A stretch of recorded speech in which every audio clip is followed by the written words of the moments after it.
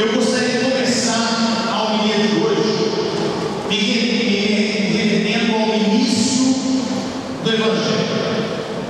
No início do Evangelho, Cristo procura destruir um pensamento que está relacionado, ou que faz a relação entre tragédia e merecimento, que é um relacionamento que se faz até hoje, ou uma relação que se faz até hoje. Ou seja, aconteceu uma tragédia, aconteceu algo de mal na minha vida. A primeira coisa que nós pensamos é: por quê? Por que aconteceu isso?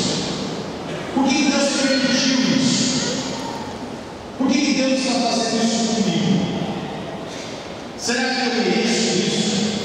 Será que eu sou um pecador? Será que Deus está me castigando? Será que Deus está me testando? Sempre a questão do teste também. Ou será que Deus está me testando por isso?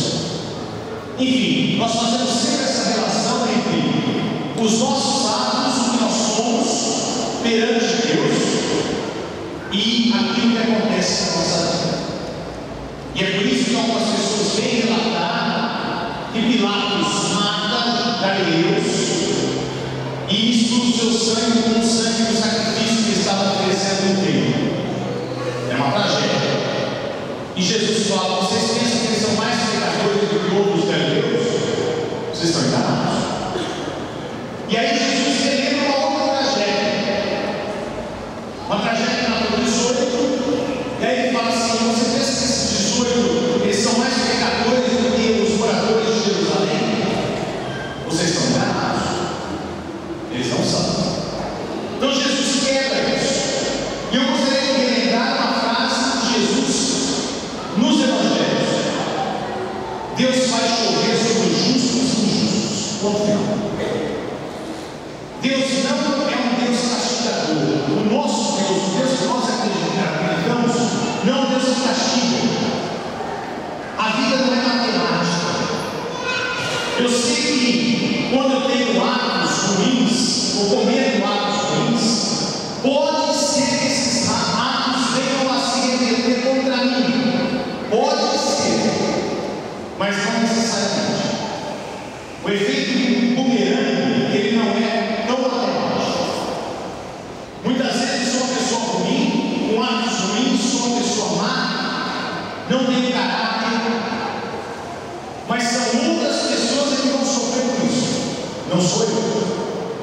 Eu posso dormir muito bem, eu posso ter uma outra consciência que os outros não têm, e eu posso simplesmente viver uma vida boa. E não vou ter tragédias na minha vida. Então, esse efeito matemático que nós queremos acreditar que existe, para Jesus Cristo não existe. E as pessoas que sofrem tragédias, não adianta perguntar se Deus fez assim ou não fez assim, porque a resposta não está em Deus, a resposta está na vida. Seria a mesma coisa que nós perguntássemos aqueles jovens que morreram na boate lá em Santa Maria: eles mereceram essa tragédia? Claro que não. Aqui não tem merecimento algum, aqui não tem castigo algum. Como também nós podemos perguntar: mas esses pais que perderam os filhos lá naquela tragédia, eles estão merecendo o sofrimento que eles estão sofrendo agora? Claro que não. Não existe merecimento, não existe castigo, não existe nada. Como também nós temos que tirar da mentalidade que os males que os primeiros antepassados fizeram, eu estou pagando hoje. Eu não posso pagar por algo que meu pai fez. Eu não posso pagar por algo que minha mãe fez, meus avós fizeram. Isso não existe. Eu posso sofrer as consequências, sim, do que atos de outras pessoas, podem ser pai, mãe, seja quem for, estão tendo, eu posso sofrer. Mas são atos concretos. Não é algo sobrenatural que recai sobre nós. É isso, essa mentalidade que Cristo quer desmanchar. E ele quis desmanchar há 2000 anos atrás.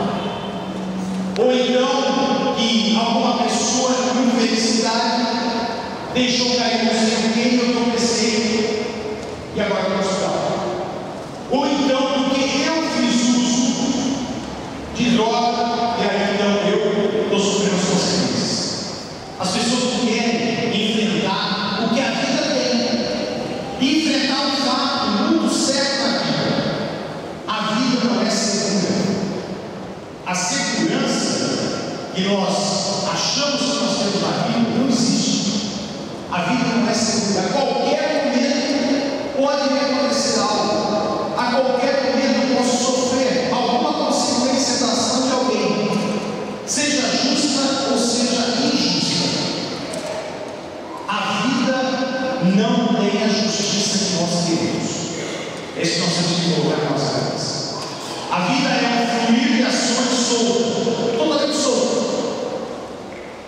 E há pessoas que têm consciências boas, há pessoas que têm consciências ruins. Nós somos uma diversidade enorme de consciências. Há pessoas que enxergam de um jeito, há pessoas de outro. E esse fluir de ações vai fazer com que pessoas tenham benefícios e pessoas tenham malefícios na nossa vida. Então não há que fazer relação entre o que acontece conosco e a ação de Deus na minha vida. Essa relação é totalmente equivocada. Mas o Cristo faz uma alerta. Logo depois de tentar desmanchar essa mentalidade, o que ele fala? Mas se vós não converterdes, não se converterdes, vocês morrerão muito mal. É isso que ele fala. E o que ele quer dizer com isso? Ele quer dizer com isso o seguinte: se lá em Santa Maria o poder público não tomar conta, não fiscalizar a segurança das pessoas, nós iremos morrer do mesmo modo. Ou seja, irão continuar pessoas sofrendo dos mesmos vícios. Ora, se eu continuar me alcoolizando e pegando o volante, eu também vou morrer do mesmo modo, eu vou matar do mesmo modo. E assim por diante. Ou seja, se nós não corrigirmos os nossos atos, vítimas acontecerão, ou eu mesmo irei autodestruir. Quer dizer, nós voltamos à questão da homilia passada. O que está nas minhas mãos é a vida. E cada decisão que eu tomo na minha vida tem consequências para mim ou tem consequências para o outro. Portanto, converter-se no sentido jesuânico da palavra é voltar-se para mim e procurar entender o que eu quero ser, o que eu desejo ser. E aqui eu vou para a primeira leitura de hoje. Na primeira leitura de hoje nós temos um encontro fantástico, uma narrativa incrível. Moisés, ele se encontra com o próprio Deus, um Deus que permanece indefinível, ou seja, uma sarça ardente, está queimando, mas não se consome. Portanto, é algo indefinível, é algo que não dá para definir.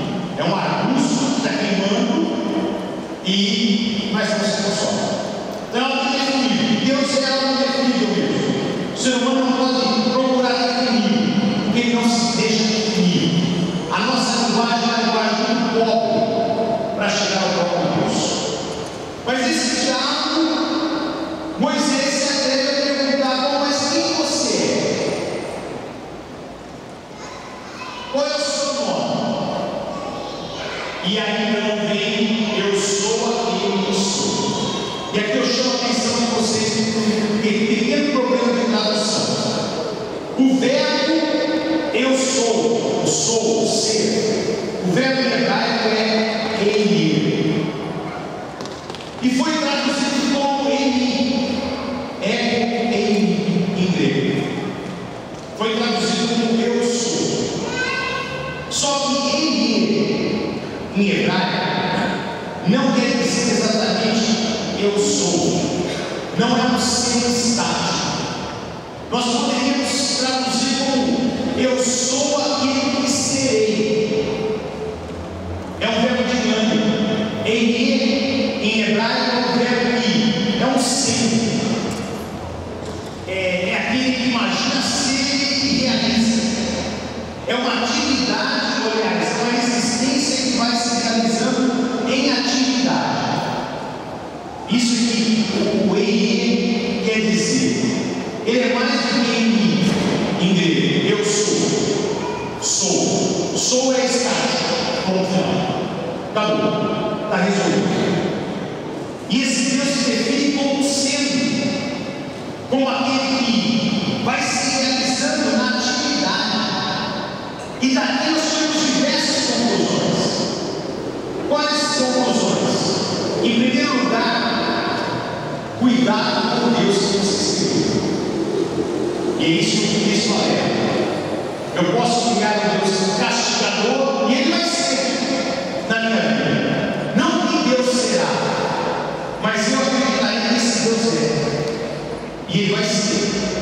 E aí eu vou ter um Deus castigador, eu vou ter um Deus que vai trazer tragédias para a minha vida, eu vou ter um Deus isso e aquilo. Cuidado com Deus, nós queremos reduzir a uma coisa. Isso é idolatria. Idolatria é o quê? É querer definir um Deus. Deus é assim como final. Cuidado. O segundo ponto é que ele se define como algo que se concretiza, algo que está na atividade, algo que vai se realizando na existência. O que quer dizer com isso? Eu sou quem serei. Eu sou aquilo que você vai tendo na sua vida. Eu sou a medida que você vai fazendo. Eu não sou algo abstrato que você crê e ponto final. Eu sou algo que vai unindo-se a você à medida que você vai agindo, vai fazendo, vai sendo. Esse chamado ao ser é a própria definição de Deus. Gente, aqui nós tivemos uma missão perfeita. Eu só me sintonizo com Deus a partir do momento que eu vou ser. Eu não me sintonizo com Deus simplesmente sentado aqui e rezando. Eu não me sintonizo com Deus simplesmente sentado aqui ouvindo a palavra de Deus. Eu me sintonizo verdadeiramente com Deus a partir do momento que eu vou sendo um ser que tem um agir que leva a Deus. São Paulo já vai alertar isso para todos nós. A fé sem amor é vazia. Minha caminhada, eu posso ter fé em remove montanhas, mas se eu não tiver o amor, a caridade, a ação concreta, eu não adianta nada. Eu não sei que é nada. Esse povo fala. Tem a fé, tem a esperança e tem a caridade, mas o que conta é a caridade. Como o Tiago vai também falar muito claro, a fé sem obras é vazia. E é mesmo. Por quê? Porque eu só me uno a Deus quando eu começo a agir. Quando eu tenho essa existência ativa de cada dia poder fazer alguma coisa. Só que aí eu volto para o Evangelho. Eu volto para o Evangelho e volto para a parábola que Jesus contou. Qual é a parábola que Jesus conta? Da figueira. E ele diz que o exemplo da figueira é fantástico. Ela é simples, mas é fantástica. Por quê? Porque é uma figueira. O dono chega lá e fica muito filhos há 3 anos. Então qual é a razão de ser dessa figueira? Nenhuma. Não pode. Mas veja bem, uma figueira. A figueira não dá frutos por obrigação. A figueira não dá frutos simplesmente porque tem um dever. A figueira não dá frutos porque tem uma norma escrita tem que dar frutos. A figueira dá frutos porque ela dá frutos. Ela não consegue fazer outra coisa. É natural, é espontâneo. O que Jesus quer dizer com isso? Que a caridade, o amor, o ato concreto só surge espontaneamente quando eu começo a me tornar aquilo que eu serei, aquilo que eu quero ser. Aí sim eu vou dando frutos naturalmente. O cristão não é aquele que se esforça em fazer a caridade, aquele que se esforça em fazer o bem, aquele que procura, aquele que pede pelo amor de Deus. Deus me impulsione para ele. É aquele que naturalmente faz. Em outras palavras, o cristão é aquele que, ao olhar uma coisa errada, fica conformado. E aí vai lá. Ele não espera de ninguém. É aquele que vê uma pessoa precisando e estende a mão. Não é aquele que fala, a pessoa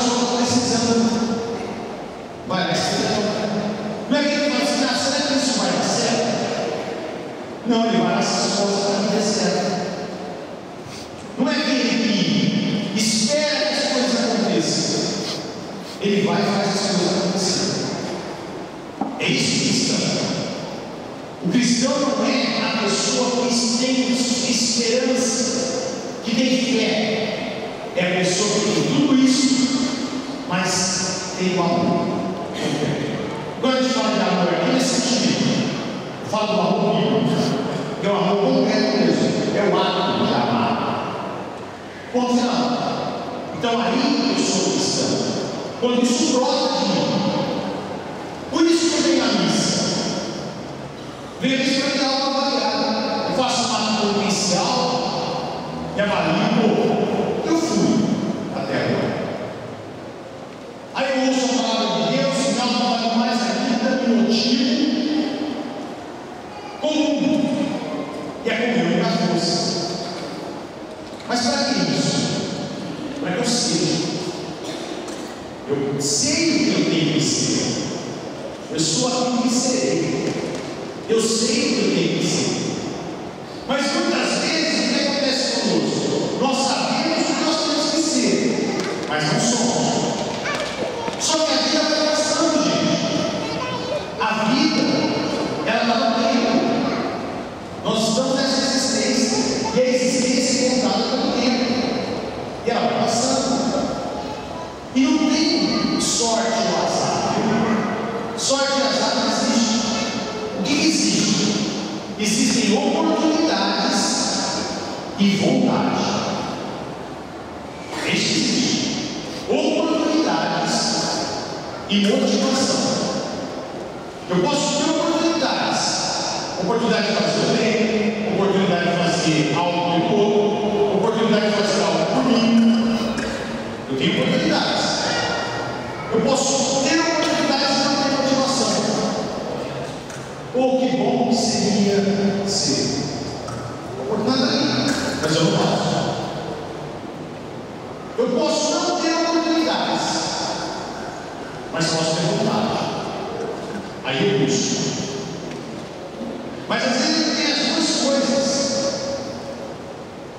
E aqui a soma das duas coisas é que nós chamamos infelizmente de sorte.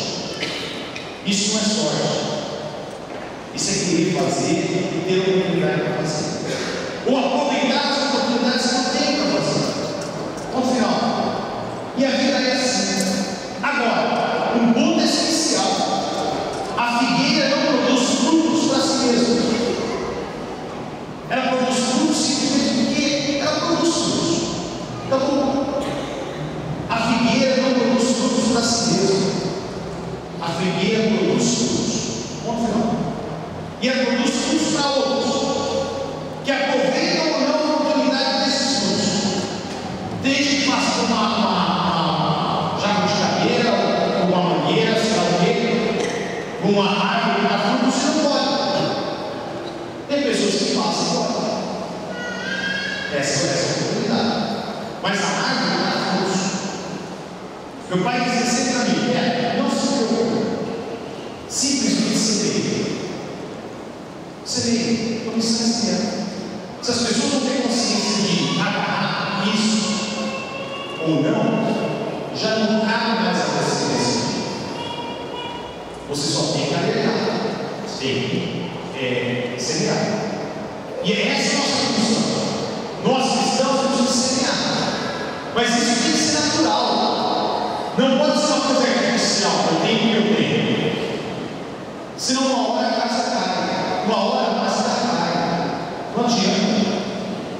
Não adianta querer representar papéis. Eu tenho que ser o que eu sou, ou pelo menos me esforçar que eu serei. Aí sim eu estou sendo na vida algo significativo. Esse é o. Eu presenciei essa semana uma situação muito interessante. Eu fiz uma palestra, aí eu fui relaxar um pouco, né? Já eram umas 9 horas, eu continuo para casa, fiquei a noite inteirinha fechado na sala de aula e dando essa palestra. Aí fui para um shopping. Aí cheguei no ônibus, estava num ambiente assim, era aberto. E aí eu sentei numa mesa, peguei meu livro, eu saí sozinho, então peguei meu livro na madeira, pedi um chocolate.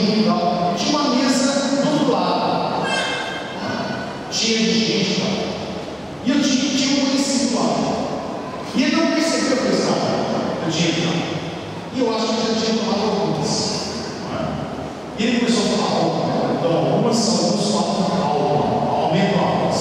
Né? E eu fiquei ali. Mas quando eu comecei a perceber, ele estava falando comigo, e muito alto. E eu fiquei ali, né?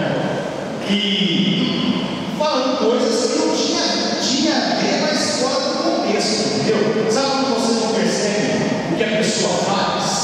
Você não acompanha a vida da pessoa, as visitas que ela faz e tal, né? E aí pega as coisas isoladamente, né? E aí você vai juntando essas coisas isoladamente, não sabe exatamente da vida da pessoa, né? Eu fiquei na minha. E ele estava assim, quase de frente, mas ele não tinha visto que era ele. E aí chegou uma hora que eu fui ao banheiro. E ele sempre tratou dele. Sempre tratou assim, pô, quando eu fui ao banheiro, eu pensei que eu estava ali. Aí ficou super chato, né? Quando eu voltei, isso é um pequeno exemplo de que não adianta eu querer mascarar as coisas. Eu tenho que ser o que eu sou. Senão, uma hora, a máscara cai. E aí, o que adiantou? Eu estou representando papel aqui? Não estou. Não devo representar. Se um dia eu não for um bom pai, eu largo de ser pai. É claro que a gente nunca é bom. A gente sempre tem que ser melhor. Mas eu tenho que ser coerente com aquilo que eu sou. Se um dia eu não for coerente, é melhor sair. Ou buscar coerência. De duas uma. Mas de qualquer forma tem que ser uma figueira que dá frutos. Se não der frutos, é melhor que se corte ou cortar.